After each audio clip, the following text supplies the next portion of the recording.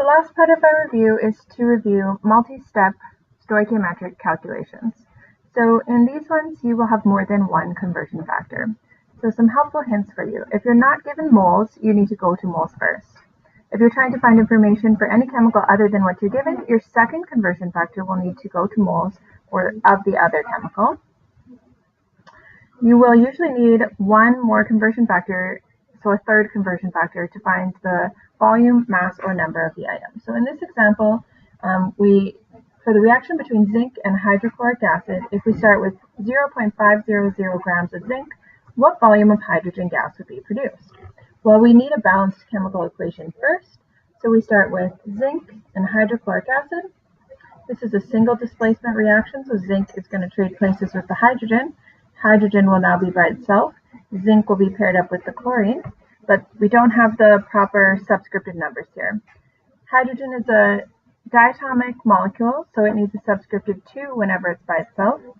And zinc chloride would be an ionic compound, where zinc has a 2+ charge, chloride has a 1- charge, so we need 2 chlorides to every 1 zinc. Then we want to balance our reaction, so we put a 2 in front of our HCl. So to begin this, we start the same way we have with all the other conversions, by writing down the number and units given to you in the problem, and drawing your multiplication sign in your division line. Grams of zinc goes on the bottom because we're trying to get rid of it.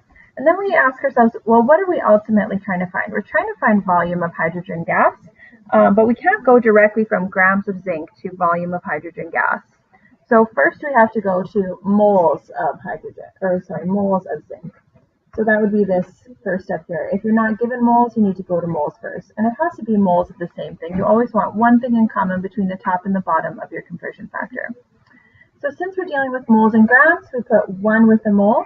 And our molar mass goes with the grams. So we come back and check our periodic table for zinc, which is 65.39.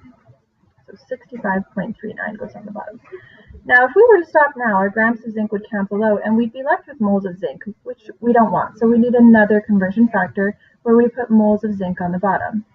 Now, in your second step, if you're trying to go from one chemical to a different chemical, like zinc to hydrogen gas, that's where you're going to do that in the second step. So moles of zinc, then we can go to moles of hydrogen gas, and you'll see moles is common in between these ones. So in our first conversion factor, we have zinc in common between the top and the bottom. In our second conversion factor, we have moles in common between the top and the bottom. So then we come back to our balanced chemical reaction and put our coefficients from our reaction in there, which both of them are 1.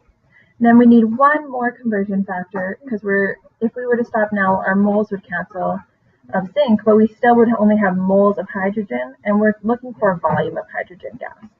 So in our last conversion factor, moles of hydrogen would go on the bottom so that we can cancel that out.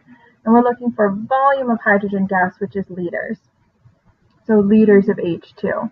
Now at STP, 1 mole of any gas equals 22.4 liters of that gas. So we put 1 with the mole and 22.4 with the liters. So now our conversion factor is complete for the last step. So then we just would complete this on our calculator, multiplying by the tops and dividing by the bottoms. So 0.5 divided by 65.39 times by 22.4 equals 0.171280, etc. So there's a couple things missing here. We need the proper number of sig figs and we need the correct units.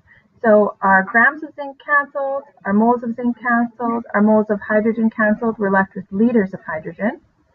And then to check our sig figs, we always go back to the very first number that we started with. This number has 3 significant figures, so our final answer should also have 3.